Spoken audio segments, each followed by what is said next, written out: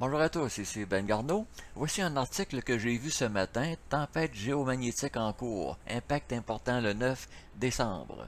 Alors dans cet article-là, que je vous encourage à lire, il nous donne l'heure et la date où on sera impacté à Paris. Et pour la province de Québec, il faut calculer 6 heures plus tôt. Alors, je suis allé vérifier chez Suspicious Observers et il en parle. Je ne ferai pas une traduction complète, mais pour traduire, il faut peser sur CC. Alors, comme je l'ai montré à l'écran. Et maintenant, pour traduire en français, on pèse sur la roue d'engrenage.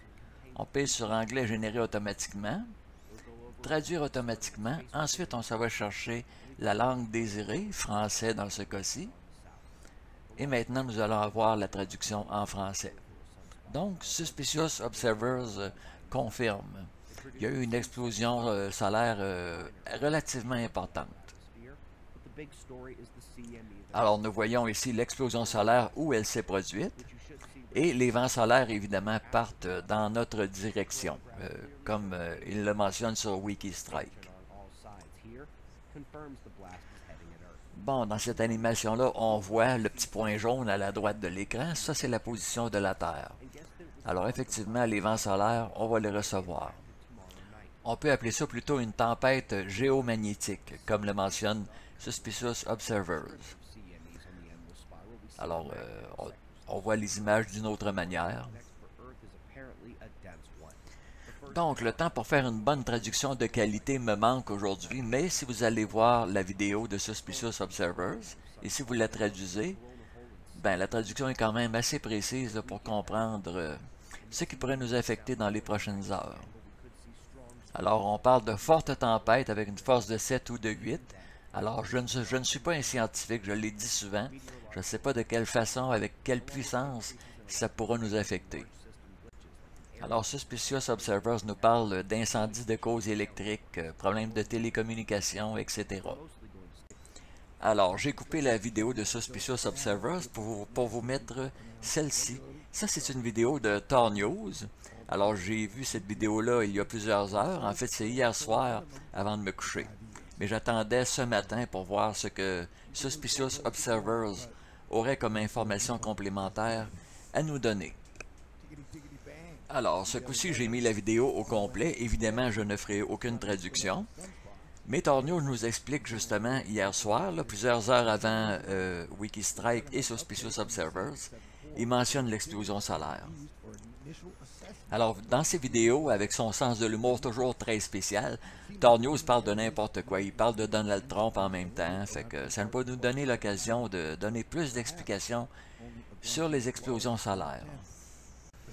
Donc, nous allons recevoir des vents solaires d'une certaine puissance, semble-t-il. Qu'est-ce que ça peut causer comme inconvénient? Évidemment, on a l'expérience des explosions solaires passées, ça peut causer des aurores boréales hors normes qui peuvent être vues à peu près n'importe où dans le monde. Ça peut causer aussi, on le sait, des pannes électriques, des pannes de réseau, etc. Souvent, on a vu dans le passé des pannes électriques, mais ils ne donnaient jamais la cause précisément les autorités. Alors, c'est gênant d'avouer que notre réseau électrique est faible. Par contre, quand c'est causé par une tempête électromagnétique comme ça, ben, il y a mieux taire et dire que c'est une cause inconnue.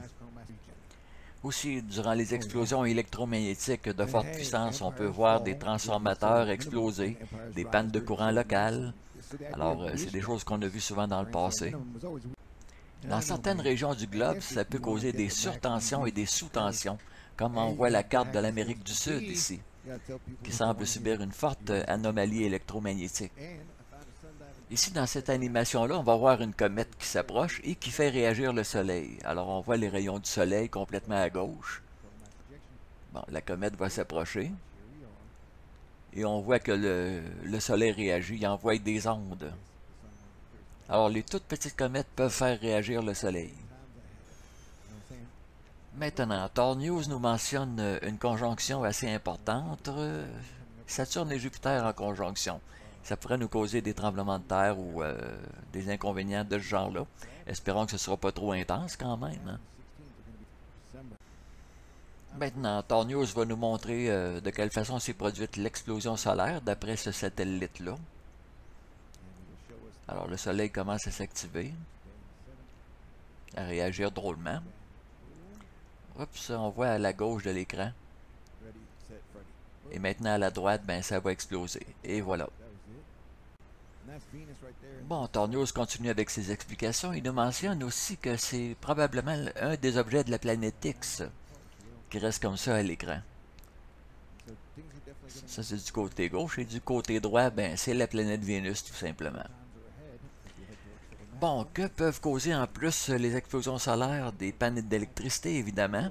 Je me demande des fois si, de façon préventive, les compagnies d'électricité peuvent fermer le courant tout simplement quelques heures pour laisser passer le pire. Donc, ils fermeraient le courant intentionnellement, ils laisseraient passer la tempête solaire et après, ils pourraient ouvrir, redonner le courant électrique.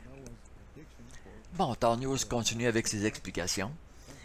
Je me suis déjà posé la question, quand il y a des grosses tempêtes solaires comme ça qui s'en viennent, est-ce que les compagnies d'électricité ferment intentionnellement le courant pour protéger le réseau électrique, quitte à l'ouvrir plusieurs heures plus tard? C'est une possibilité que j'ai déjà envisagée. Évidemment, je n'en ai pas la preuve. Par contre, c'est beaucoup mieux de fermer intentionnellement le courant électrique et de n'avoir aucun dommage, plutôt que de tenter de laisser le courant électrique fonctionner et de subir plusieurs pannes de transformateurs, qui seraient très coûteuses et très longues à réparer. Je ne sais pas, c'est une simple éventualité une hypothèse de ma part. Bon, j'ai coupé la vidéo de Tornios, c'est très long.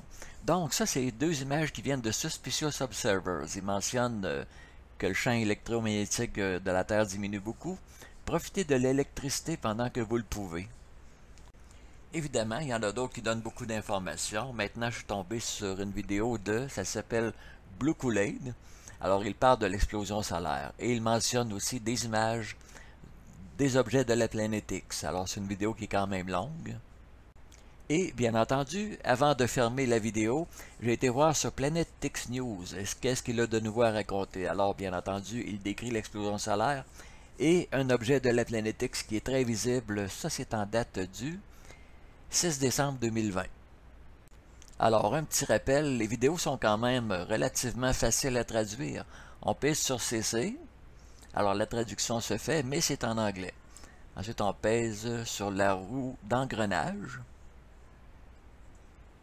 Voilà, anglais généré automatiquement, traduire automatiquement, et on va chercher français. Alors, les deux dernières vidéos sont quand même longues, quasiment 1 heure.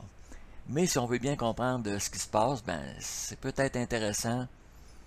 La traduction n'est pas parfaite, mais c'est mieux que rien. Bon, voilà la situation. Donc, pour les prochaines 24 à 48 heures, il faut prévoir des possibilités de pannes en tout genre. Des pannes de réseau, des pannes de câbles haute distribution, des pannes d'électricité, en espérant que ça ne dure pas longtemps si ça se produit. Alors voilà, c'est tout. N'hésitez pas à partager la vidéo. Ici Ben Garneau qui vous remercie et je vous dis à la prochaine.